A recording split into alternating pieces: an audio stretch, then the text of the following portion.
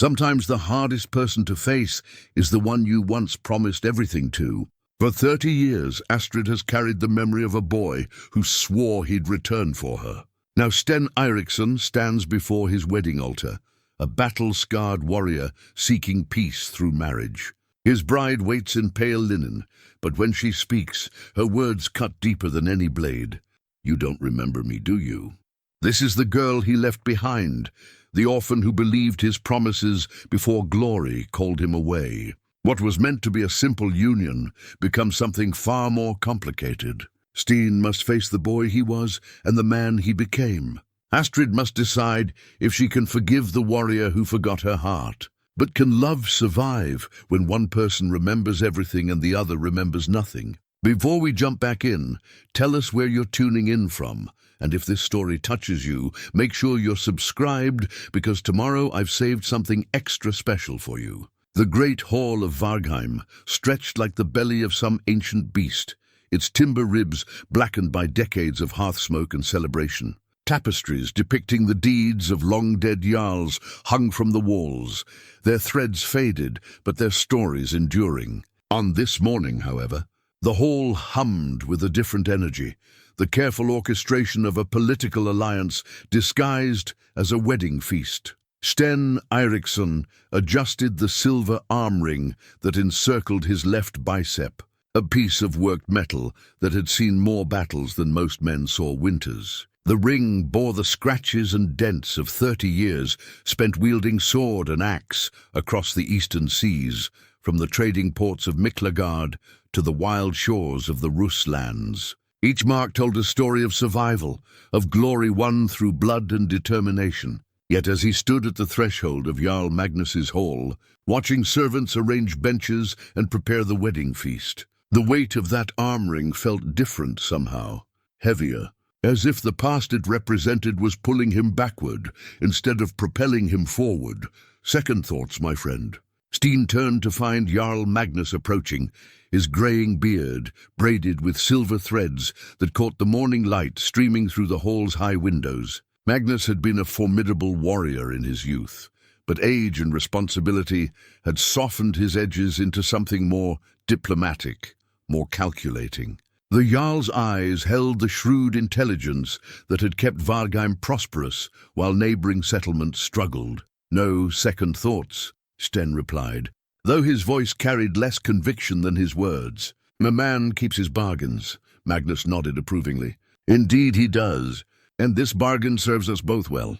You gain the land you've earned through service, and I gain a warrior of proven valor to help defend what we've built here." He gestured toward the hall's preparations. "Astrid is a good match for you, Sten. She's proven herself valuable to our community these past 15 years. Her skills as a healer have saved more lives than I can count, and her wisdom in matters of the household is beyond question." Sten found himself curious about this woman he was to marry, though he'd been too focused on the practical aspects of the arrangement to give much thought to her as a person. Marriage, in his experience, was often a matter of mutual benefit rather than passion. He'd seen enough of the world to understand that affection could grow between two people, committed to building a life together.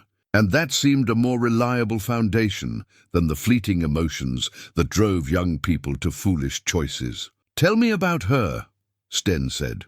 Beyond her practical skills, Magnus's expression grew thoughtful.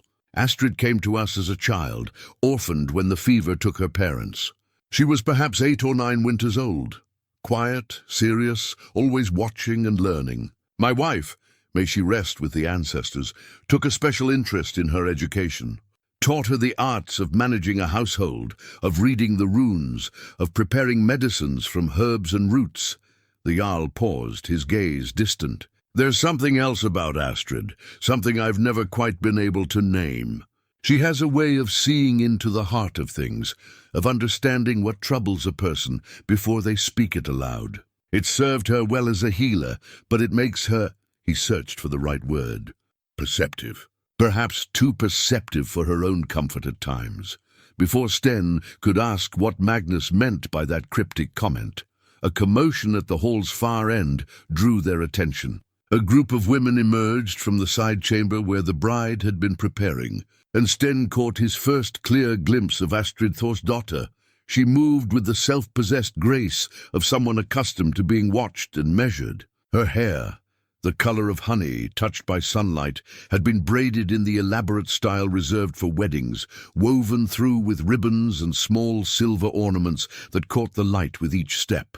The pale linen of her dress was finely woven, decorated with intricate embroidery along the sleeves and hem, work that spoke of skill and patience. But it was her bearing that struck Sten most forcefully. She carried herself with quiet dignity, neither eager nor reluctant, simply present and prepared for whatever was to come. As she approached the altar where the ceremony would take place, Astrid's eyes met Sten's across the width of the hall. Even at this distance, he could see that her gaze was steady, measuring, perhaps even knowing in some way that made him vaguely uncomfortable. There was no shyness in her expression, no maiden's blush or downcast eyes. Instead, she looked at him as one adult might regard another before entering into a serious business arrangement. "She's beautiful," Sten said, and meant it. "Aye," Magnus agreed. "But beauty fades, as we both know well enough. Character endures, and Astrid's character has been tested by circumstances that would have broken a weaker spirit." The Jarl's words carried weight, but before Sten could inquire further, a tall woman with steel-grey hair approached them. This was Sigrid, Astrid's closest companion, and the closest thing to a mother the younger woman had known since childhood. Sigrid's weathered face bore the kind of lines that came from years of genuine laughter and real worry in equal measure. "The preparations are complete," Sigrid announced, though her attention seemed focused on Sten rather than Magnus. "Astrid is ready to proceed when you are, my lord." Sten found himself subjected to a thorough examination by Sigrid's sharp blue eyes. He had the distinct impression that he was being weighed and found, if not wanting, then at least uncertain. It was an odd sensation for a man who had commanded respect and fear across half the known world. "She's fortunate to have your protection," Sten said diplomatically. Sigrid's mouth quirked in what might have been amusement. "Protection, yes, but Astrid has been caring for herself for longer than most. She's not a girl who needs rescuing, Sten Eiriksson. Remember that." The warning, for that's clearly what it was, delivered, Sigrid turned and walked back toward the group of women surrounding the bride. Sten watched her go, then turned to Magnus with a questioning look. "Sigrid speaks truth," the Jarl said simply. "Astrid is not a wilting flower who requires constant tending. She's a woman grown, with her own thoughts and capabilities. You'd do well to remember that in the years ahead." The hall continued to fill with guests as the morning progressed. Warriors who had served alongside Sten in various campaigns, merchants who had prospered under Magnus's protection, farmers and craftsmen whose skills kept Vargheim functioning, all had come to witness this union that would bind the returning hero to their community permanently. The air grew thick with the sense of roasting meat and fresh bread, mead and ale, and the particular mixture of excitement and solemnity that attended significant occasions. As the ceremony approached, Sten found his thoughts turning inward. He had sailed vast distances and seen wonders that most men could never imagine. He had stood in the court of the Byzantine emperor and walked the streets of trading cities where a dozen languages mixed like rivers flowing together. He had earned wealth and reputation through strength of arm and sharpness of wit. Yet standing here, about to bind himself to a woman he barely knew and a place he had left behind in his youth, he felt strangely unmoored.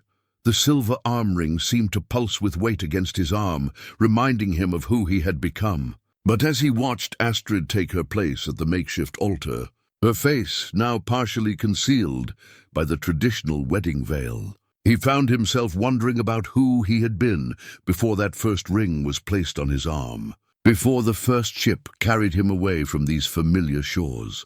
The memory felt important somehow, though he couldn't grasp why. There was something about Vargheim, about returning to the place of his birth, that stirred echoes he couldn't quite bring into focus. Like sounds heard through thick fog or images glimpsed at the edge of vision, they remained tantalizingly out of reach. Magnus called for silence, and the great hall settled into expectant quiet. The ceremony was about to begin, the words spoken that would tie Sten's future to this place and this woman. As he stepped forward to take his position beside his bride, Sten felt the weight of decision settling over him like a cloak. Whatever uncertainties he might harbor, whatever echoes of the past might trouble him, the path ahead was clear. He was a man who honored his commitments, and he had committed to this union. The bride stood silent and still beside him, her presence somehow both comforting and unsettling. Through the veil, he could sense her attention focused on him, with an intensity that seemed disproportionate to their brief acquaintance. It was as if she were waiting for something. Recognition, perhaps, or some sign that he understood more than he was revealing. But Sten's mind remained frustratingly blank. Whatever she might be seeking in his expression, he feared he could not provide it. He was here as the man he had become, not the boy he had been. And perhaps that would have to be enough for both of them. The ceremony began with the ancient words, spoken in the old tongue that connected them to generations of ancestors. Magnus's voice carried across the hall as he recited the bindings that would join warrior to hearth, wanderer to home. Sten felt the familiar comfort of ritual, the weight of tradition that had guided his people through countless seasons of change and challenge. But when the moment came for him to lift his bride's veil and speak the words of recognition, the formal acknowledgement that would seal their union, everything changed. Astrid's face emerged from beneath, the pale linen, like the sun breaking through morning mist. Her features were finely drawn, marked by intelligence and strength, rather than mere beauty, though she possessed that as well. Her eyes, the deep grey-green of a northern sea before storm, met his with startling directness. But it was not her beauty that stopped his breath. It was the expression in those eyes, expectant, hopeful, and heartbreakingly familiar in a way that made no sense. "You don't remember me, do you?" she whispered, her voice pitched low enough that only he could hear. The words hit him like a physical blow. Sten felt his carefully ordered world tilt sideways, certainties crumbling like sand beneath his feet. He stared at her face, searching for recognition that refused to come, while around them the assembled guests waited in growing confusion for the ceremony to continue. He began, then stopped. The honest answer was no, he did not remember her, but something in her expression suggested that admission would wound her deeply. Yet he was not a man given to comfortable lies. Astrid seemed to understand his struggle. Without breaking eye contact, she reached into the small pouch that hung from her belt and withdrew something small enough to conceal in her palm. With movements so subtle that the watching crowd might have mistaken them for nervous fidgeting, she pressed the object into his hand. Sten looked down and felt the world shift again. In his palm lay a small wooden horse, no longer than his thumb, carved with the careful attention to detail that marked the work of someone who truly cared about the outcome. The wood was dark with age and handling, worn smooth in places where fingers had traced its contours over countless years. Despite its obvious antiquity, he could see that it had been made with love. Every line of the mane, every curve of the neck and legs spoke of patience and devotion. "You carved this for me," Astrid said, her voice still pitched for his ears alone. "I was 8 winters old and you were perhaps 12. It was the winter the fever took my parents, and I was alone and afraid. You found me crying behind the grain stores, and you said," her voice caught slightly, "you said that everyone needs something beautiful to hold on to when the world feels dark." Sten turned the carving over in his hands, and with that motion, something stirred in the depths of his memory. Not a clear recollection, but rather the ghost of emotion, warmth, protectiveness, the satisfaction of creating something that brought joy to someone who had known too little of it.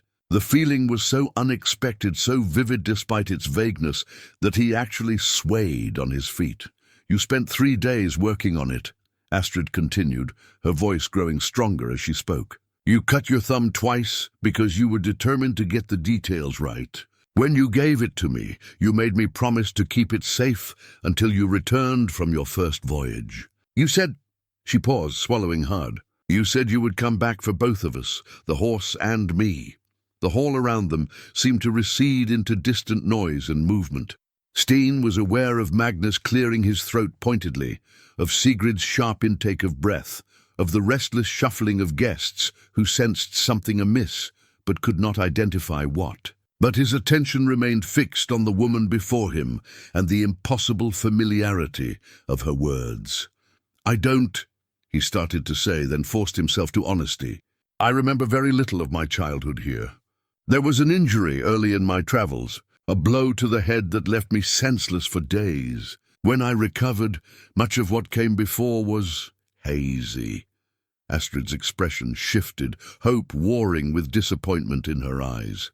"You truly don't remember? Not even fragments?" Sten wanted desperately to give her the answer she sought, but he had built his reputation on reliability and truth. "There are moments sometimes, feelings more than memories. But nothing clear, nothing I could swear to." For a long moment they stood in silence, while the weight of 30 years pressed down between them. Sten could feel the expectation of the assembled guests like a physical force, their confusion growing as the ceremony stalled. Magnus stepped closer, concern evident in his weathered features. "Is there a difficulty?"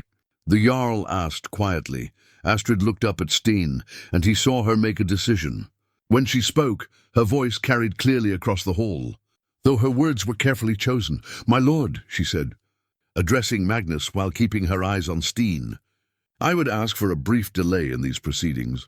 It seems that my intended, and I have more to discuss before we can proceed with clear hearts." A murmur ran through the crowd, surprise, disappointment, speculation. Magnus's eyebrows rose toward his hairline, but his expression remained diplomatically neutral. "The ceremony has begun," he pointed out. "To halt it now would be better than binding two people who enter the union with unresolved questions." Astrid interrupted gently but firmly. "I ask only for time to speak privately with Sten Eiriksson, that we might approach this marriage with honesty between us." Sten felt a surge of respect for her courage. To stop a wedding in front of the entire community required steel in one's spine, especially for a woman whose position depended largely on the goodwill of others. Yet she had done it to protect them both from making a mistake that could not easily be undone. "How much time?" Magnus asked, clearly calculating the implications for politics, for the feast already prepared, for the guests who had traveled to witness this union. "A day," Astrid said. "Perhaps 2. No more." The Jarl's gaze moved between them, reading currents that Sten himself could not fully understand. Finally, Magnus nodded slowly. "Very well. The ceremony will be postponed until both parties are ready to proceed with full understanding of what they undertake." He turned to address the crowd, his voice carrying the authority of long leadership. "My friends, we will feast today as planned, but in celebration of Sten's return to Vargheim rather than his wedding. The binding ceremony will take place when both bride and groom are ready to enter it wholeheartedly." As the guests began to disperse, some heading for the feast tables, with philosophical acceptance of changed plans, others clustering in small groups to discuss this unexpected development. Sten found himself alone with Astrid for the first time. She still held his gaze, the wooden horse now resting in his open palm between them. "Thank you," he said quietly, "for stopping this before we both made a mistake." "Did we almost make a mistake?" she asked, tilting her head slightly. "Or are we simply taking the time we should have taken before?" It was a fair question, and one he could not answer with certainty. But as he looked at her face, intelligent, determined, and marked by a strength that spoke of hard-won wisdom, Sten felt something he had not expected. Not recognition exactly, but a sense of rightness, as if some part of him that had been missing for 30 years was suddenly present again. "I would like to know you," he said honestly. "Not as the woman Magnus chose for me to marry, but as yourself.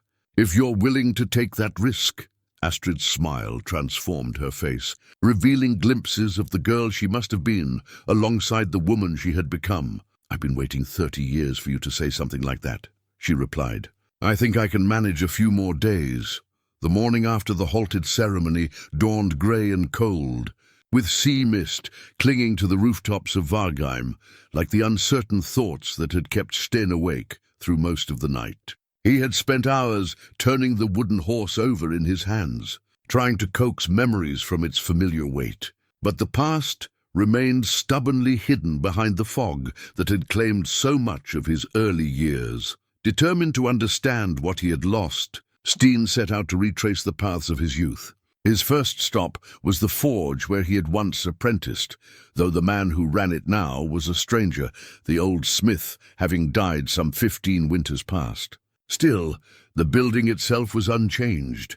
The same low roof blackened by decades of smoke, the same worn threshold where countless feet had passed, the same rhythmic ring of hammer on anvil that had once marked the hours of his days. "Looking for something?" asked the current smith, a broad-shouldered man perhaps 10 years younger than Sten. His arms bore the characteristic burns and scars of his trade, and his eyes held the wary respect that most folk showed to proven warriors. "Memories," Sten replied honestly. "I worked here as a boy before I took to the seas. I was hoping the place might help me remember." The smith nodded thoughtfully. "Olaf Ironhand's apprentice, were you? He spoke of you sometimes in his later years. Said you had good hands for the work, but a restless heart that would never be content with forge and anvil." Sten felt a small thrill of recognition at the name. Olaf Ironhand, yes, that felt right somehow. A big man with gentle hands and infinite patience for a boy, who asked too many questions and dreamed of distant shores. Did he say anything else about those days? "Aye. He mentioned you had a way with the youngsters who came around, always carving little toys and trinkets for them when your proper work was done. He said you had an artist's eye, though you'd never admit it." The smith gestured toward a shelf where several small carved figures sat among the tools. "Started doing a bit of that myself after hearing his stories. Helps pass the time during the slow seasons." Sten studied the carvings, a bear, a raven, a ship with carefully detailed rigging. They were skillfully made, but lacked something he could not quite name. Some quality of warmth or life that he sensed should be there. From the forge, he walked to the harbour where ships rocked gently at anchor. The sight of masts and rigging filled him with familiar comfort, but here too specific memories eluded him. He could recall arriving yesterday with his own small crew, could remember countless other harbours and the satisfying work of seamanship. But the boy who had first gazed at these waters with dreams of adventure remained a stranger. As he stood watching the gulls wheel overhead, Sten became aware of being watched in return. Turning, he found Astrid approaching along the harbour path, a basket over her arm and her cloak pulled close against the morning chill. She moved with the purposeful stride of someone on an errand, but her eyes sought his with unmistakable intent. "Good morning," she said when she drew near. "I heard you were wandering the settlement, looking for pieces of yourself." "Word travels quickly here," Sten observed. "It always has. Vargheim is large enough for privacy, but small enough that everyone knows everyone else's business within hours." Astrid shifted her basket to her other arm. "I was going to gather kelp for the healing stores. The tide is right, and the morning calm makes the work easier. Would you—" She paused, seeming to reconsider her words. "Would you like to walk with me? Sometimes the shore holds memories that the settlement has forgotten." Sten found himself curious about this practical invitation. There was no artifice in her manner, no coy suggestion or calculated charm. She simply offered companionship in useful work, and somehow that felt more genuine than any elaborate courtship ritual. "I would like that," he said. They walked in comfortable silence until they reached the rocky shore where the tide had retreated, leaving pools filled with seaweed and small scuttling creatures. Astrid set down her basket and began to gather the dark kelp with practiced efficiency, selecting only the freshest fronds and leaving the rest to continue growing. "This work," Sten said, watching her sure movements. "How long have you been a healer?" Since I was perhaps 14 winters old, Astrid replied, without looking up from her gathering. Ragnhild, Magnus's wife, began teaching me when it became clear I had a feel for it. Some people have hands that know how to soothe pain, she said. Others learn the knowledge but never develop the touch. Ragnhild, Sten repeated, and felt another small stirring of recognition. Tell me about her. Astrid straightened, her hands full of dripping kelp. She was one of those rare people who seemed to understand exactly what each person needed, whether it was firm guidance or gentle encouragement, or simply someone to listen without judgment. She had a gift for seeing potential in people and helping them find ways to fulfill it. She paused in her work, her expression growing distant. She was also the one who convinced Magnus to let me stay when some in the community suggested I should be sent to relatives in other settlements. She said every community needs people who can heal both bodies and hearts, and that I might grow into such a person if given the chance. She sounds like a wise woman. She was. She's also the one who... Astrid stopped abruptly, colour rising in her cheeks. Who what? Sten asked gently. Astrid resumed gathering kelp with perhaps more vigour than necessary. Who encouraged me to keep hoping you would return, even when years passed and it seemed foolish to wait for someone who might never come back. She insisted that some promises are worth keeping even when the person who made them has forgotten. The words hung between them like a bridge neither was quite ready to cross. Sten felt the weight of obligation, not the legal duty of their arranged marriage, but something deeper and more personal. Someone had kept faith with a promise he could not even remember making, had shaped her life around words he could not recall speaking. The sword, he said suddenly, the memory surfacing without warning. My father's sword. I lost it somehow, didn't I? Astrid looked up sharply. You remember? Not clearly. Just a feeling of loss, of shame, as if I had failed to protect something important. Sten frowned, trying to grasp the elusive recollection. It was given back to me, but not by my father. He was gone? He died the winter before you left, Astrid said softly. The sword was returned to you by Magnus, who had been holding it in trust. You were so young when your father passed, barely 15. But you insisted you were old enough to honor the blade through service. Another piece clicked into place. Not a complete memory, but an echo of emotion, grief, determination. The fierce need to prove himself worthy of his father's legacy. Sten touched the place where that ancient sword now hung at his side, feeling its familiar weight with new understanding. Thank you, he said quietly. For helping me remember, even if it's only fragments. Astrid's smile was gentle, but tinged with sadness. Fragments are better than nothing. And perhaps if we're patient, more will come.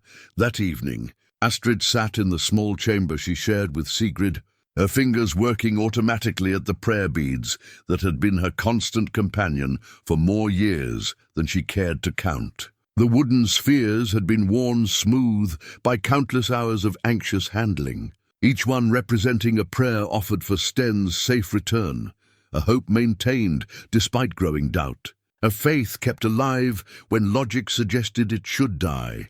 You're going to wear those beads down to nothing, Sigrid observed from her place by the small fire. The older woman's hands never seemed to rest, and tonight they worked at mending a tear in one of the household linens. Though I suppose after 30 years, they've earned their smoothness, honestly. Astrid let the beads slide through her fingers, feeling their familiar comfort. I started carrying them the winter after he left. Ragnhild gave them to me when she noticed how often I was praying for news of his ship, for word that he was safe. And you've carried them ever since. Through every season of waiting, Sigrid's voice held no judgment, only the gentle understanding of someone who had watched a young girl grow into a woman while holding on to hope that might have been wiser to release. There were times I almost stopped, Astrid admitted. Years when it seemed foolish to keep believing he would return, let alone remember what we had meant to each other. But something always held me back from setting the beads aside permanently. She paused in her movements, one particular bead caught between her fingers. It was slightly larger than the others, carved with a simple pattern that had once been clear but was now worn almost smooth. "This one," she said, showing it to Sigrid. "I added it myself the day news came that he had become a ship's captain. It was the first word we'd had of him in 3 years, and I was so relieved to know he was alive and prospering that She laughed softly at the memory. "I carved it with the little knife you gave me for cutting herbs, working by firelight, because I couldn't wait for morning." Sigrid set down her mending and moved to sit beside Astrid on the sleeping bench. "Tell me honestly, child, now that he's here, now that you've spoken to him, was the waiting worth it?" It was a question Astrid had been asking herself since the moment she saw confusion rather than recognition in Sten's eyes. The man who had returned was not the boy who had left, just as she was not the girl who had watched his ship disappear over the horizon. 30 years had changed them both in ways that went far deeper than physical appearance. "He's a good man," she said carefully. "I can see that in how he carries himself, in how he treats others with respect, regardless of their station. The years have given him strength and wisdom. He's become someone worthy of the dreams he once carried." "That's not what I asked," Sigrid said gently. Astrid sighed, letting the beads rest in her lap. "I don't know yet. The boy I remember was kind and thoughtful, yes, but he was also restless and hungry for adventure. I fell in love with his dreams as much as with him. But this man," she struggled to find the right words, "this man has lived those dreams and found them wanting in some way, or he wouldn't have come home seeking a different kind of life. And that troubles you." "No, it intrigues me. I've spent these years learning who I am, when I'm not waiting for someone else to return and give my life meaning. I found purpose in healing, in helping this community thrive, in being useful and valued for my own skills, rather than my connection to someone else." Astrid looked down at the prayer beads again. "I wonder if the woman I've become can find happiness with the man he's become, or if we're both too changed to bridge the gap between memory and reality." Sigrid was quiet for a long moment, her weathered hands folded in her lap. When she spoke, her voice carried the weight of experience hard won. "I loved unwisely once," she said. "Before I came to Vargheim, before I learned to find contentment in a life built on usefulness rather than passion. The man I thought I loved was charming and exciting, everything a young woman dreams of. But he was also selfish and unreliable, more concerned with his own adventures than with building anything lasting." Astrid looked at her companion with surprise. In all their years together, Sigrid had rarely spoken of her life before coming to Magnus's household. "What happened? I waited for him to grow into the man I thought he could become. I made excuses for his failures and convinced myself that patience and devotion would eventually transform him into someone capable of true partnership." Sigrid's smile was rueful. "It took me longer than it should have to understand that people change when they choose to change, not when we will them to change. Are you suggesting I should abandon hope for Sten and myself?" "I'm suggesting you pay attention to who he chooses to be now, not who you remember him being, or who you hope he might become." Sigrid reached over and covered Astrid's hands with her own. "From what I've observed, he's making an honest effort to understand the past and build something real in the present. That speaks well of his character."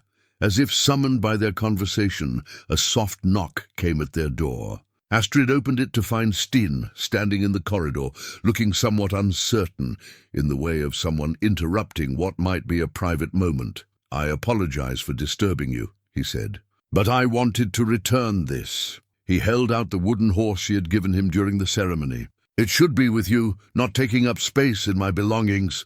Astrid felt a pang of disappointment, though she tried not to let it show in her expression. "Of course. I understand," but Sten shook his head. "I don't think you do. I want to return it to you now so that if we decide to go forward with this marriage, I can give it back to you again, properly this time, with understanding of what it means."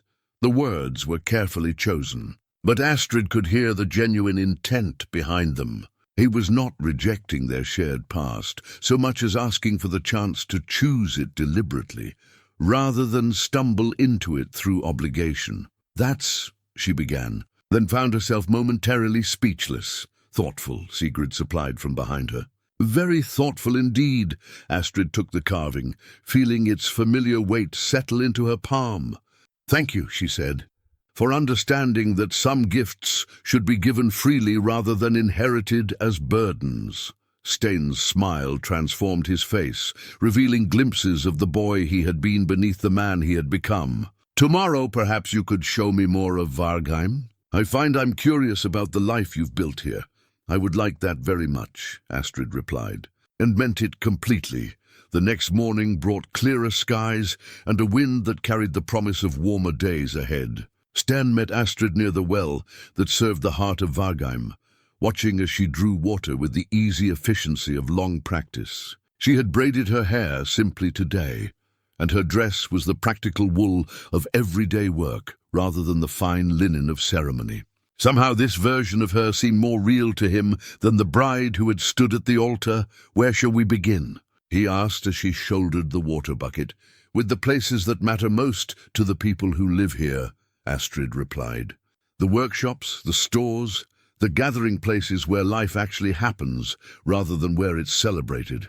Their first stop was the weaving hall, where a dozen women worked at looms of varying sizes. The rhythmic clack of shuttles and the soft murmur of conversation created a peaceful backdrop as Astrid explained the intricate process of turning raw wool into the cloth that kept the community warm and dry. Sten found himself drawn to watch the patterns emerge, thread by thread, from what had seemed like chaos.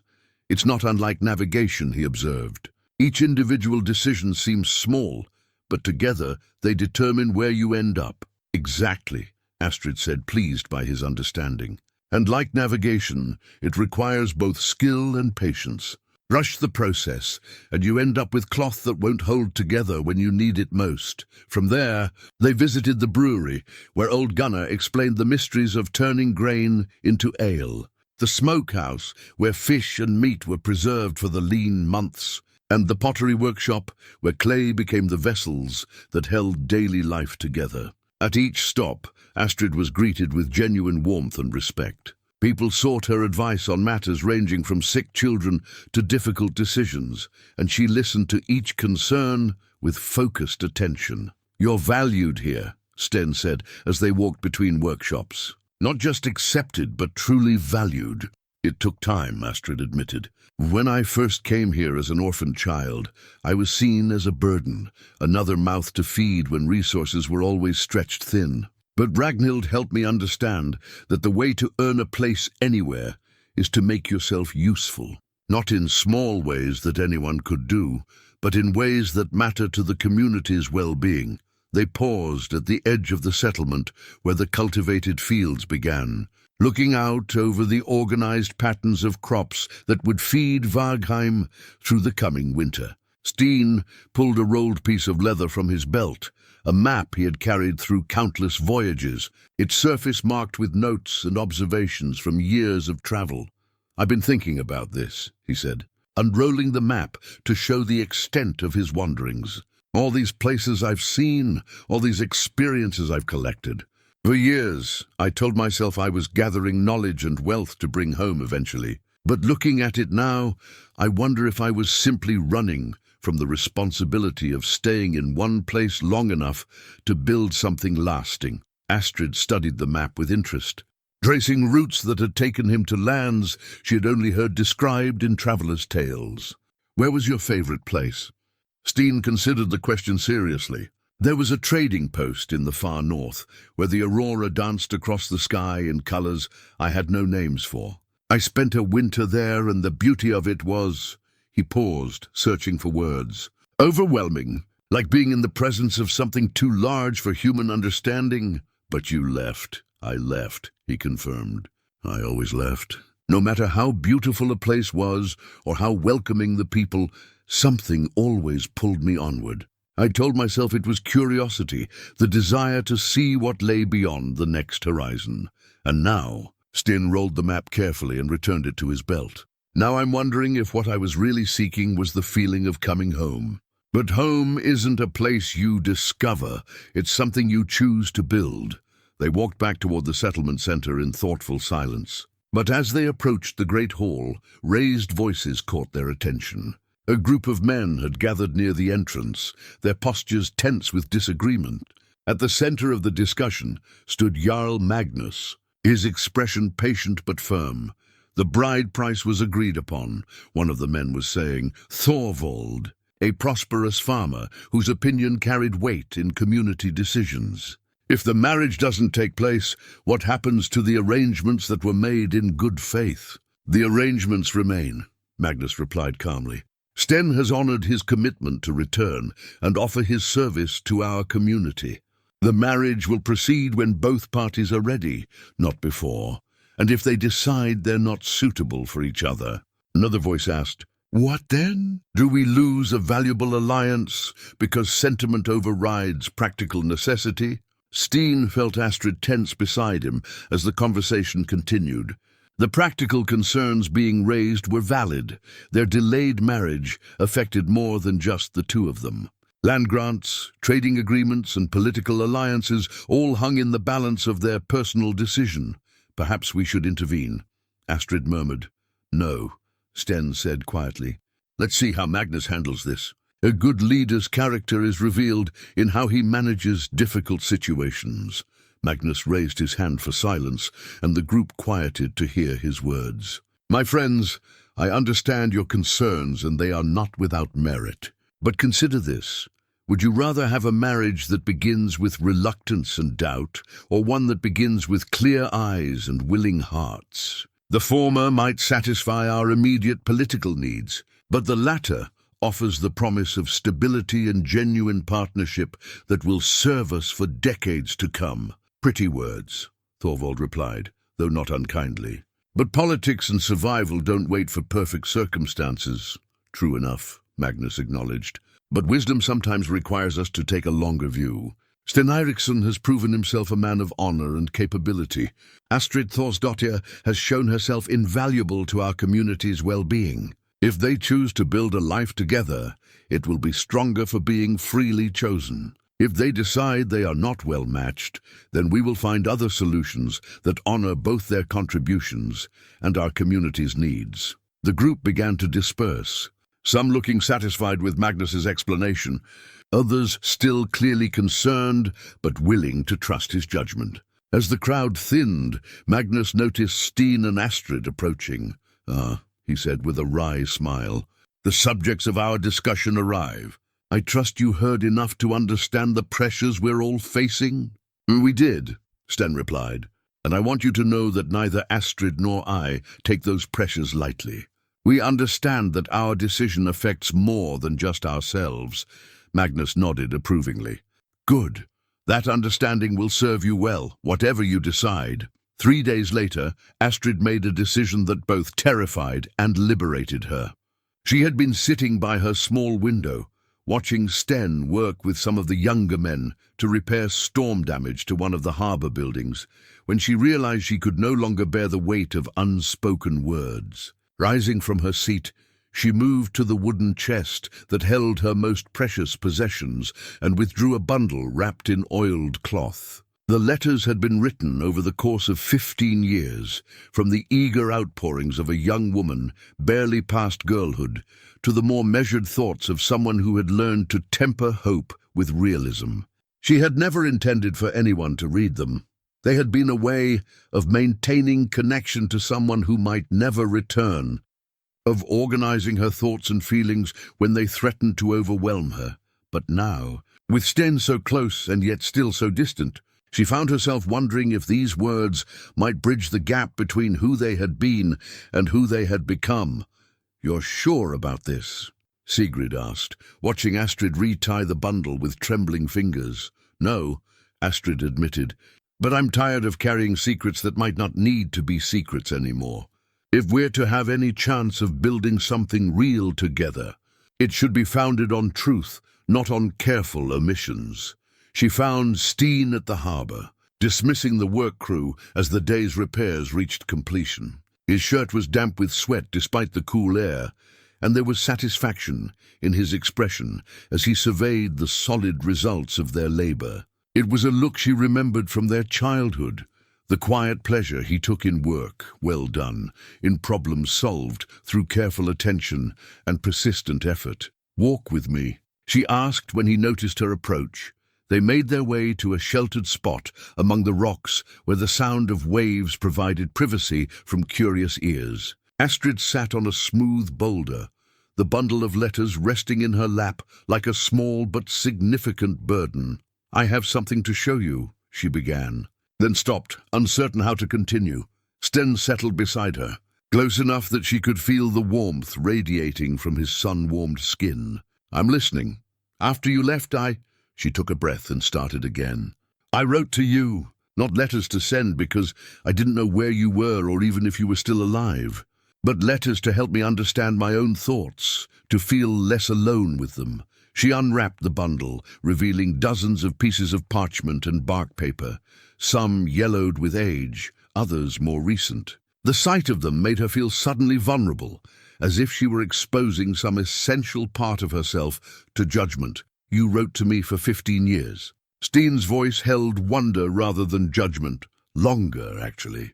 "The last one was written just 6 months ago, when news came that a warrior matching your description had been seen in the trading ports of the Baltic. I was trying to prepare myself for the possibility that you might actually return." Astrid lifted the topmost letter, its surface worn soft with handling. "This was the first one, written the week after your ship disappeared over the horizon." She unfolded it carefully. The familiar words bringing back the ache of that long-ago girl who had believed love could survive any separation. "Sten," Dashi read aloud, "today I helped Ragnhild prepare medicines for the winter stores, and she taught me how to recognize the healing properties of plants I had overlooked before. It made me think of you, of how you always saw beauty in things that others considered ordinary. I hope that wherever you are finding wonders worth all the distance you have traveled." Sten was very still beside her, his attention focused entirely on her words. "Should I continue?" she asked. "Please." She selected another letter, this one from several years later, the handwriting more confident, but the tone touched with growing doubt. "I have been thinking about promises lately. About the difference between the vows we make with our whole hearts and the words we speak carelessly, because they seem harmless. I wonder sometimes if you remember the promises we made to each other, or if they seem as distant to you as they sometimes do to me. Distance has a way of making even the most sacred things feel like dreams." Another letter, from the period when she had begun to accept that he might never return. "Ragnhild says that love is not something we fall into, but something we choose to build. Day after day, through countless small acts of care and consideration. I am learning to love the life I have built here, the people who depend on me, the work that gives meaning to my days. But I still keep a small space in my heart that belongs only to the memory of a boy who made me feel, for a brief time, like the most important person in his world." Sten reached for the bundle, then stopped, his hand hovering over the letters. "May I?" Astrid nodded, her heart beating so hard she was certain he must hear it. She watched as he selected a letter at random and read it silently, his expression growing more thoughtful with each line. When he finished, he set it aside carefully and chose another. "You wrote about me as if I were worth waiting for," he said eventually. "You were. You are." The words came without calculation, rising from a certainty that had survived 30 years of doubt. "But the man in these letters, he's not quite the man I am now. You wrote to the memory of someone you loved when you were barely more than a child yourself." Astrid considered this, watching a gull dive for fish in the waters beyond the harbour. "The letters changed as I changed. By the end, I wasn't writing to the boy I remembered, but to the man I hoped you had become. Someone who had found wisdom through experience, who had learned to value depth over excitement, who had grown into the kind of person capable of true partnership. And if I'm not that man?" She turned to meet his eyes, seeing uncertainty there, but also genuine desire to understand. "Then we'll both know where we stand, and we can make our decisions accordingly." "But Sten..." She reached for his hand, finding it warm and solid beneath her palm. I think you might be surprised by how much you've become the person I hoped you would be. He lifted their joined hands and pressed his lips to her knuckles in a gesture so gentle it brought tears to her eyes. Thank you, he said quietly, for keeping faith with someone who didn't know enough to deserve it, for becoming someone worthy of that faith in return. The revelation came 3 days later, hidden in a roll of parchment that Magnus produced from a locked chest in his private chambers. Sten had been summoned to discuss the final arrangements for his land grant, the practical details that would seal his commitment to Vargheim, regardless of what happened with his marriage to Astrid. But when the Jarl spread the documents across his heavy oak table, one particular piece caught Sten's attention in a way that made his breath catch. The parchment was older than the others, its edges brown with age, and its seal bearing the mark of a hand he almost recognized. The writing was in his father's careful script, though the words seemed to swim before his eyes as their meaning became clear. "What is this?" Sten asked, though part of him already knew. Magnus's expression was grave, weighted with years of keeping difficult truths. "Your father's final will and testament, specifically the portion dealing with marriage arrangements. I had hoped we might complete your current situation without needing to reveal this, but circumstances seem to require full honesty." Sten read the document once, then again, each word settling into his understanding like stones dropped into still water. The formal language could not disguise the simple truth it contained. Astrid Thorsdottir had been promised to Sten Eiriksson, not through recent political necessity, but through a binding agreement made when she was 8 years old and he was 12. A betrothal contract, Sten said numbly, made with the consent of both families before the fever took Astrid's parents, Magnus confirmed. Your father believed the match would be beneficial for both children. She would have the protection of marriage to a promising young warrior, and you would have the stability of a wife who understood the value of home and community. Sten sank into a chair, the implications cascading through his mind like an avalanche. She's known this entire time? We both have. When you left for your first voyage, your father made me swear to honor the agreement should anything happen to him. Astrid has been legally bound to wait for your return, just as you have been bound to marry her upon that return. The room seemed to tilt around Sten as understanding dawned. The wooden horse, the promises she spoke of during the ceremony, they weren't just childhood games. They were part of a formal agreement. Your father chose carefully, Magnus said quietly. Even as a child, Astrid showed signs of the strength and wisdom she would grow into. He believed she would make you a worthy partner, someone who could match your ambitions with practical wisdom. Sten stood abruptly, pacing to the window that looked out over Vargheim's busy streets. Below, people went about their daily work, secure in the knowledge that contracts and agreements provided structure to their lives. But for him, this revelation changed everything. He thought he understood about choice, duty, and the nature of the connection growing between himself and Astrid. Does she... He stopped, rephrasing his question. How does she feel about having been bound to this agreement without her consent? Magnus was quiet for a long moment. That is something you should ask her directly. But I will say this. Astrid has had many opportunities over the years to petition for release from the betrothal. The fact that she never did so might tell you something about her feelings on the matter. Or it might tell me something about her sense of duty, Sten replied heavily, which is not the same thing at all. He turned back to the table, studying the contract with new eyes. The formal language spoke of bride prices and land exchanges, of political alliances and family obligations. But beneath the legal framework, he could see the outline of his father's hopes for his son's future. A stable marriage, a secure place in the community, the kind of rooted life that Sten had spent 30 years avoiding. Why didn't you tell me this from the beginning? Sten asked. Because I hoped you would choose her freely, as she has chosen to honor the agreement freely. A marriage built on genuine affection and respect is stronger than one founded only on legal obligation. Magnus rose from his chair and moved to stand beside Sten at the window. Your father was a wise man, but he could not foresee all the ways the world would change. This contract was made for the boy you were, not the man you became. If honoring it would bring misery to either of you, then we must find another way forward."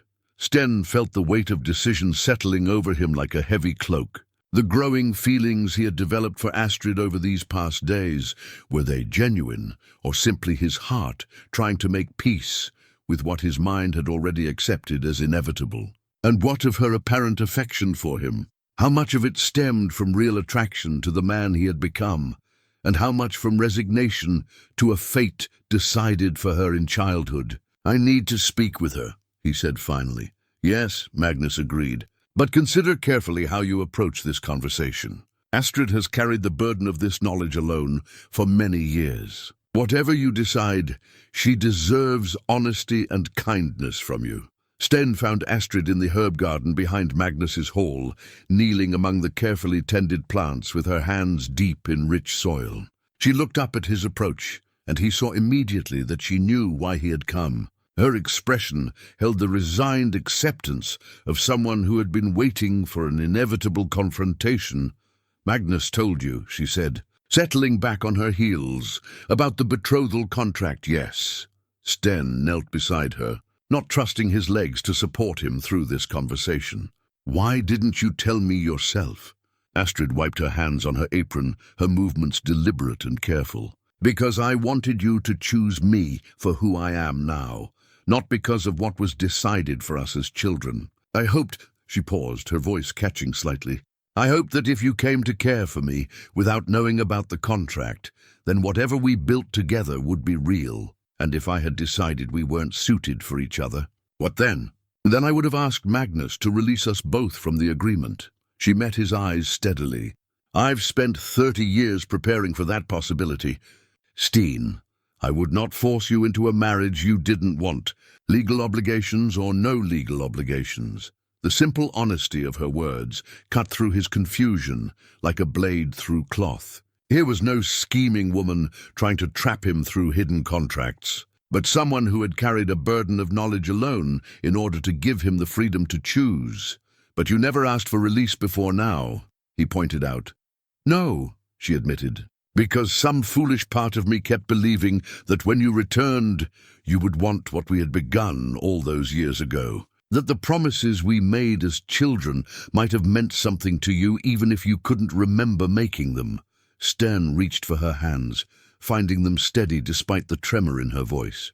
"They do mean something to me. Maybe not as memories, but as foundations, I suppose. The beginning of something that could grow into what we both need." "Could," Astrid repeated softly, "but not necessarily will." "No," he agreed.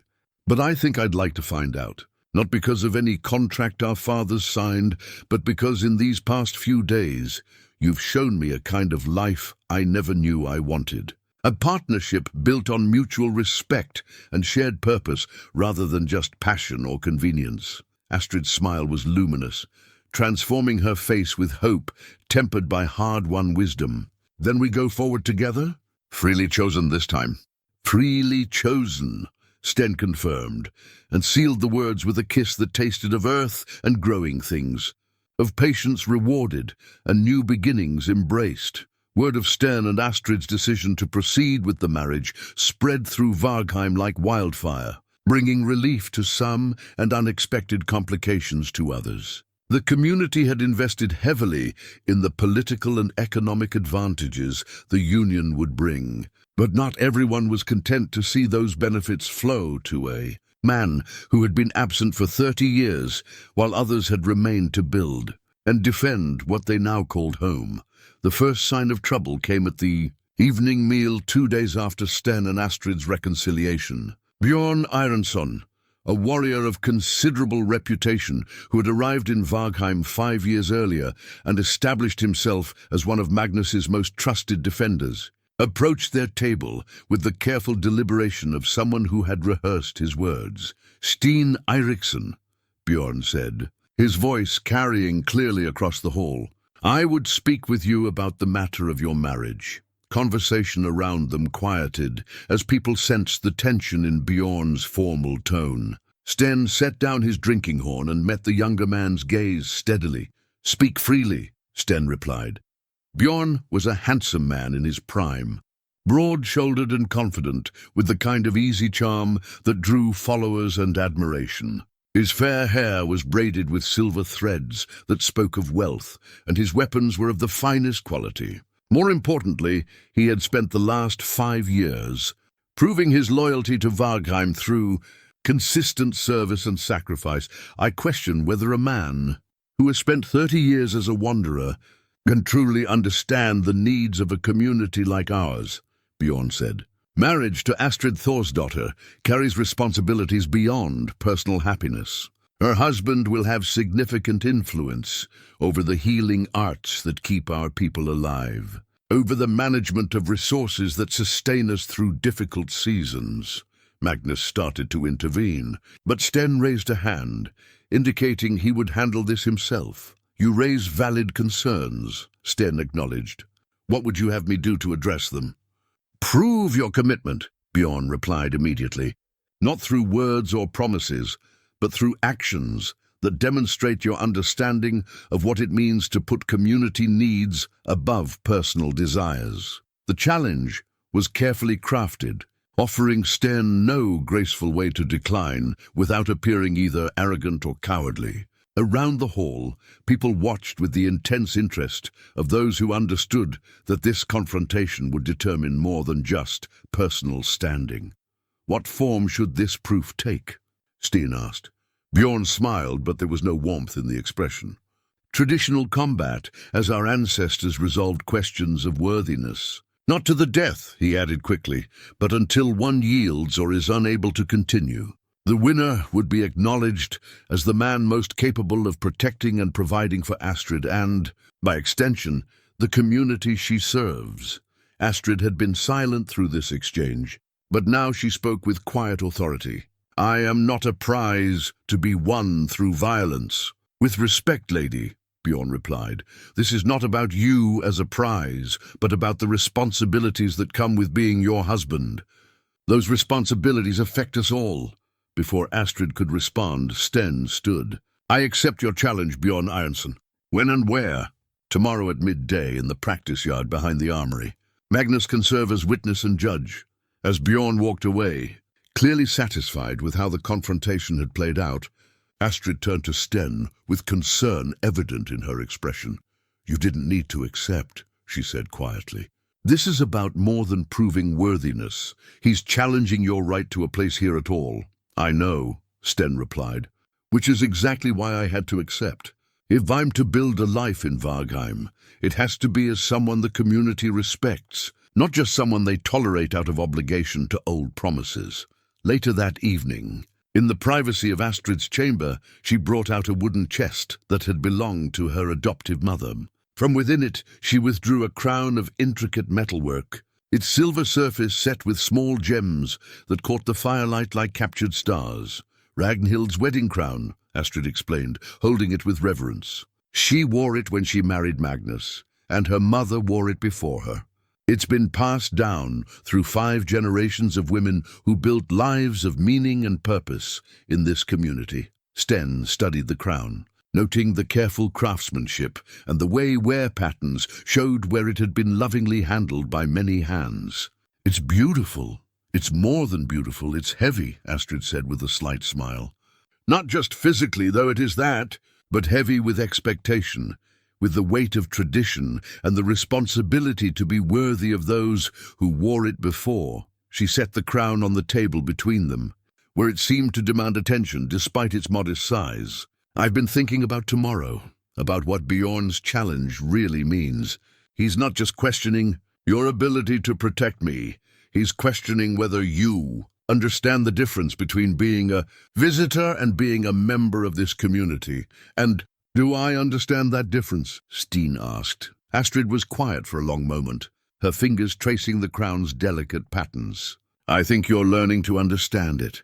But learning and knowing are not the same thing, just as remembering the past and choosing the future are not the same thing."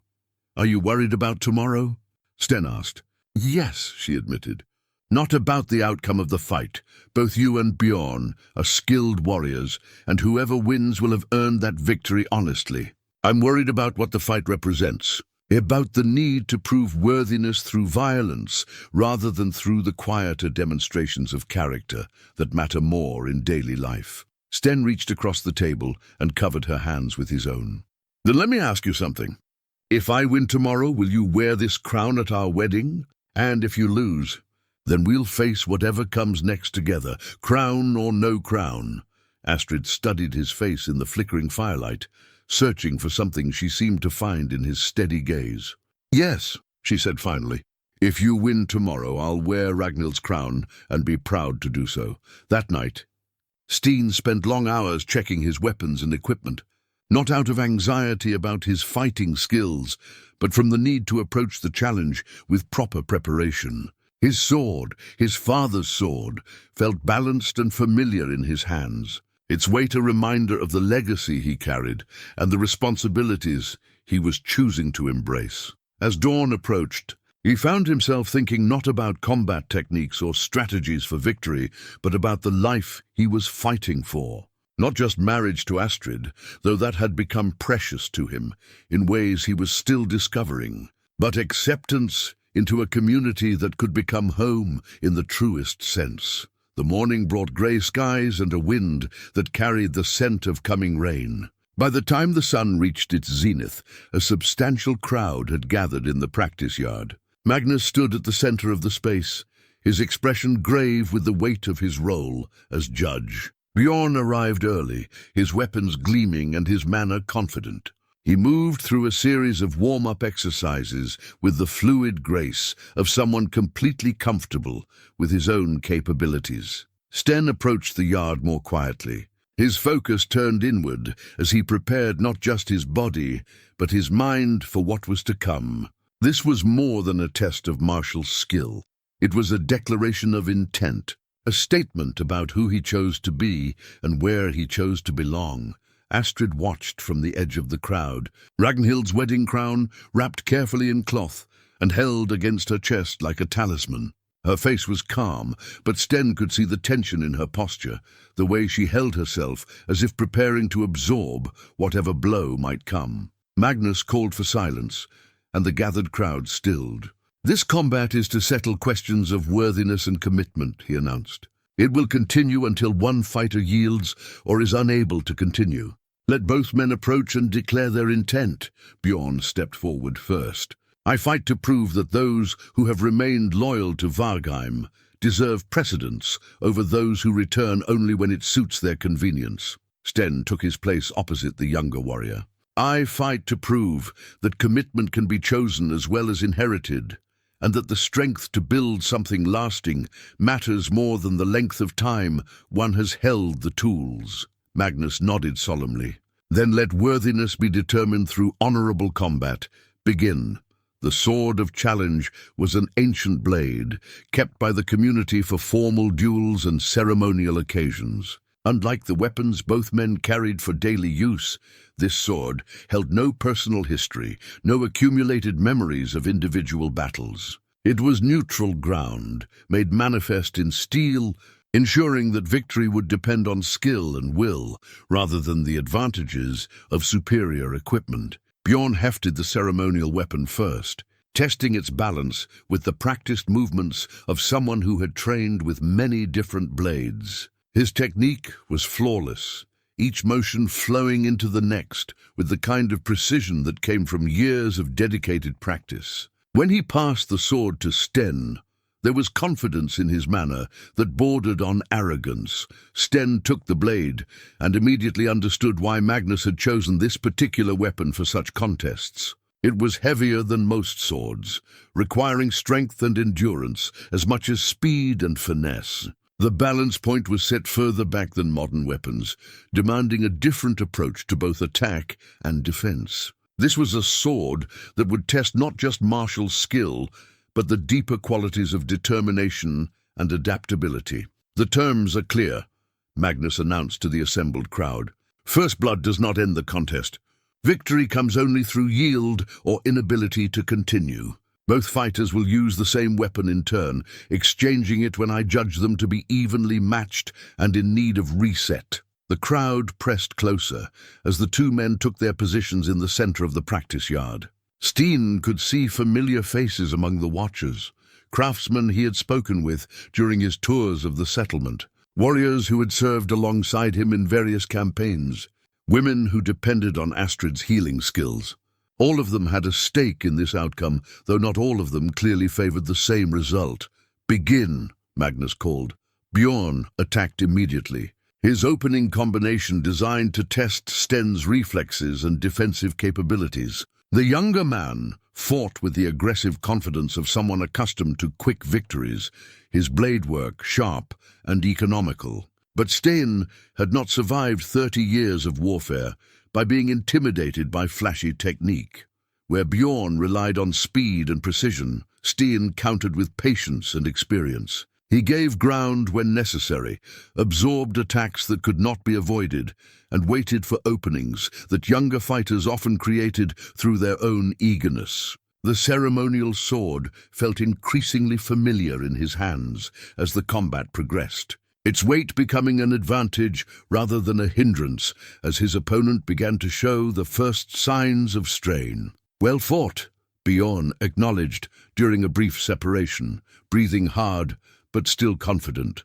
"You're not as rusty as I expected, and you're exactly as skilled as your reputation suggested," Sten replied honestly. "This could take some time." They engaged again, and this time Sten pressed the attack, using his greater reach and the sword's momentum to force Bjorn into increasingly desperate defensive positions. But the younger man's conditioning was excellent, and he managed to turn Sten's aggression against him, scoring a shallow cut across his opponent's forearm that drew a cheer from his supporters. Blood ran down Sten's arm, but the wound was minor, more embarrassing than debilitating. He flexed his fingers, ensuring the injury would not affect his grip, then advanced again with renewed focus. The fight settled into a rhythm of attack and counterattack, both men testing the other's limits without committing to exchanges that might prove decisive. Sten found himself grudgingly impressed by Bjorn's skill and endurance, while recognizing that the younger man was gradually gaining the advantage through superior conditioning. Then Astrid did something unexpected. Without warning, she stepped forward from the crowd and spoke in a voice that carried clearly across the practice yard. "Stop," she said, her tone commanding enough to freeze both fighters in mid-motion. "Both of you, stop this now!" Magnus looked startled by her intervention. "Astrid, the challenge has been fairly given and accepted. I know what has been given and accepted," she interrupted, her gaze moving between the two armed men. "But I will not stand here and watch two good men injure each other over a question that was answered before this fight began." She walked to the center of the yard, positioning herself between Sten and Bjorn, with the kind of fearless determination that had sustained her through 30 years of uncertainty. "Bjorn Eiriksson," she said, turning to face him directly. "You have served this community with honor and dedication. Your loyalty is beyond question, and your skills as a warrior have protected us all. You deserve respect and recognition for everything you have given to Vargheim." Bjorn lowered his sword slightly, clearly uncertain where her words were leading.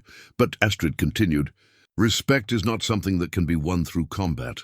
Neither is the right to determine who I marry or what role my husband will play in this community. That choice belongs to me, and I have made it freely." She turned to Sten, her eyes bright with unshed tears. "I choose you, Sten Eiriksson, not because of any contract signed by our fathers, not because of promises made in childhood, but because of the man you have shown yourself to be in these past days. I choose you freely as I hope you choose me." The silence that followed Astrid's declaration stretched like a held breath across the practice yard. Even the wind seemed to pause, as if the natural world itself was waiting to see how this moment would resolve. Sten felt the weight of every gaze upon him, but none mattered as much as Astrid's steady regard. "And I choose you," he said, letting the ceremonial sword fall to his side. "Not because duty demands it, not because tradition expects it, but because you have shown me what it means to build a life worth living." Magnus stepped forward. His weathered face creased with what might have been relief or approval. In his hands he carried the victory cup, a simple wooden vessel that had been used for generations to seal important agreements and mark significant transitions. Its surface was smooth with age and use, bearing the small nicks and stains that spoke of countless ceremonies, countless moments when individuals became something larger than themselves. "Bjorn Eiriksson," Magnus said, his voice carrying the formal weight of his authority. "Do you yield this challenge?" Bjorn stood frozen for a long moment, the ceremonial sword still raised in his hands. His face worked through a complex series of emotions: frustration, disappointment, and perhaps something that might have been respect. When he finally spoke, his voice was steady despite the obvious cost of the words. "I yield," he said, then added with visible effort, "Sten Eiriksson has proven himself worthy through more than combat. His willingness to put down his weapon at Astrid's word shows wisdom that victory through force alone could not demonstrate." He placed the sword of challenge on the ground between them and stepped back, his posture straight despite the sting of defeat. "I ask your forgiveness for doubting your commitment to our community. It was—" he paused, searching for the right words. "It was the action of a man who has seen too many people take what they wanted and leave others to bear the cost." Sten moved toward the younger warrior, extending his hand in the gesture of equals. "There is nothing to forgive. You fought to protect something precious, and that speaks well of your character. I hope we can serve this community as allies rather than rivals." Bjorn clasped the offered hand, and the tension that had gripped the watching crowd began to ease. But it was Magnus who brought the moment to its proper conclusion, raising the victory cup and speaking the words that would transform this confrontation into celebration. "Let all who witness this moment understand," the Jarl announced, his voice carrying to every corner of the yard. "Sten Eiriksson and Astrid Thorsdottir have declared their choice to bind their lives together freely and with full knowledge of what that choice means. Let their union be blessed and their commitment honored." He filled the cup with ale from a skin that someone had thoughtfully provided, then offered it first to Astrid. She drank deeply, her eyes never leaving Sten's face, then passed the cup to him. The ale was rich and strong, but it was the symbolism of the shared drink that mattered, the public acknowledgement that they had chosen each other and would face whatever came next as partners. The crowd erupted in cheers and applause. The earlier tension transformed into genuine celebration. People surged forward to offer congratulations and best wishes, and Sten found himself surrounded by faces that no longer held skepticism or reservation, but honest welcome. "When will the ceremony take place?" someone called out, and the question was quickly taken up by others, eager to know when they could feast and celebrate properly. "Tomorrow," Astrid said, her voice carrying clearly despite the noise.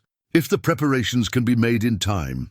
"They can," Sigrid declared from somewhere in the crowd, her tone brooking no argument. "The hall is ready, the feast can be prepared, and the bride already has her dress." Magnus raised the victory cup again, calling for attention. "Then let tomorrow mark not just the marriage of two good people, but the full welcome of Sten Eiriksson into our community. He has proven himself through more than sword work. He has shown the wisdom to listen, the humility to learn, and the courage to choose love over conflict." As the crowd began to disperse, many heading directly to begin preparations for the next day's celebration, Sten found himself alone with Astrid in the practice yard. The ceremonial sword lay forgotten in the dirt, its role in their story complete. "That was well done," he said quietly.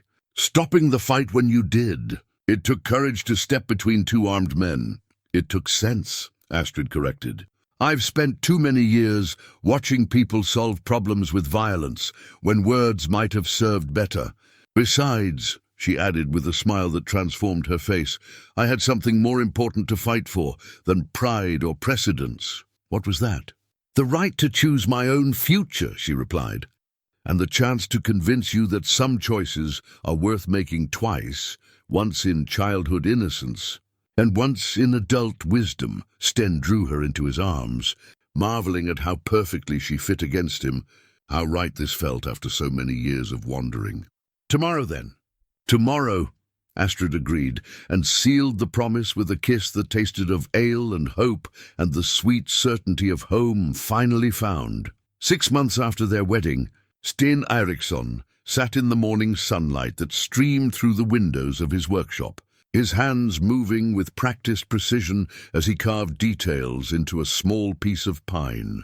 The wood was pale and sweet-smelling, chosen specifically for its fine grain and the way it responded to careful work. In his hands, it was slowly becoming a horse, not unlike the one Astrid had kept for 30 years, but new, fresh, full of promise for the future rather than weighted with the past. The workshop itself was a testament to the life he had built in Viking. Tools hung neatly from pegs along the walls, some for woodworking, others for the maintenance of weapons and equipment.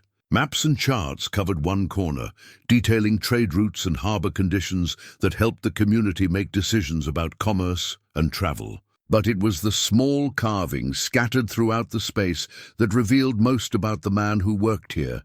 Animals, ships and figures that captured moments of daily life with loving attention to detail. "Another horse?" Astrid asked from the doorway, her voice warm with affectionate amusement. Sten looked up to find his wife watching him with the serene expression that had become familiar over their months together. Her hand rested on the gentle curve of her belly, where their first child grew beneath her heart. The sight never failed to fill him with wonder, not just at the miracle of new life, but at the incredible journey that had brought them to this moment of quiet contentment. "This one's different," he said, setting down his carving knife and reaching for her hand. The old horse was a promise made by a boy who didn't understand what promises meant. "This one is," he paused, searching for the right words, "a gift made by a man who has learned the difference between dreaming of the future and building it." Astrid settled beside him, on the bench he had built against the workshop's south wall, where they often sat in the evenings to watch the sun set over Varheim's harbour. Her presence had transformed not just his daily life, but his understanding of what home could mean.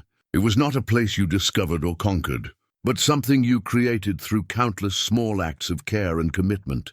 "The baby will need toys," she observed, picking up the half-finished carving and examining it with the careful eye of someone who understood the love that went into such work. "Among other things," Sten agreed, "a safe place to grow up, parents who love each other as well as their children, a community that values both tradition and growth." Over the past months, he had found his place in Vargheim's complex web of relationships and responsibilities. His experience with distant lands and foreign customs made him valuable in trade negotiations, while his warrior skills contributed to the community's defense. But it was the quieter contributions that mattered most, his advice to younger men struggling with questions of purpose, his support for Magnus in the countless small decisions that kept a settlement functioning, his partnership with Astrid in both her healing work and their shared domestic life. "Magnus wants to discuss the spring trading expedition," Astrid said. "He's hoping you'll lead it, given your knowledge of the Baltic routes." Sten considered this, feeling the old stirring of wanderlust that had once driven him to seek distant horizons. But now that feeling was tempered by something stronger, the desire to return home, to see his child take first steps, to be present for the daily miracles of growth and change. "A short voyage," he said finally. 6 weeks at most. Long enough to establish new trading relationships, but not so long that I miss too much of what matters here. "Our child will be born while you're away," Astrid pointed out gently. "Then I won't go." The decision came without hesitation, surprising him with its certainty. "There will be other trading seasons, other opportunities. But there will only be one time when our first child enters the world." Astrid's smile was radiant, though she tried to hide it behind practical concern. "The community needs those trade relationships, Sten, and you need to maintain your role as someone who contributes meaningfully to our prosperity. The community also needs children, to grow up with fathers who understand that some Things matter more than profit or reputation. Sten resumed work on the carving, adding careful details to the horse's mane. I spent 30 years putting adventure before responsibility. I don't need to prove my commitment to this community through absence. I can prove it through presence. As if in response to their conversation, sounds of daily life drifted through the workshop's open door. Children's laughter mixed with the ring of hammer on anvil, the call of merchants hawking their wares, and the gentle rush of waves against the harbor stones. It was the symphony of a place where people built lives together, where individual dreams were woven into the larger tapestry of community. "Do you ever regret it?" Astrid asked quietly. "Giving up the sea, settling into this life?" Sten set down the finished carving, a horse that captured not just the form, but the spirit of hope, of promises kept and futures embraced. "I gave up nothing," he said. "I gained everything I never knew I wanted." He pulled her closer, feeling the solid warmth of her body against his, the steady beat of her heart that had become the rhythm by which he measured his days. Outside, Viking continued its ancient dance of work and rest, celebration and sorrow, the eternal cycle of human community that had sustained his people for generations. "Besides," he added with a smile, "someone needs to teach this child how to carve toys. That's a responsibility I wouldn't trust to anyone else." Astrid laughed, the sound bright and free, then leaned against his shoulder as they watched the afternoon light paint their world in shades of gold and contentment. The new horse sat on the bench between them, small but perfect, waiting for the hands that would one day hold it and the heart that would treasure it, a gift from the past to the future, carved with love by a man who had finally learned the true meaning of home.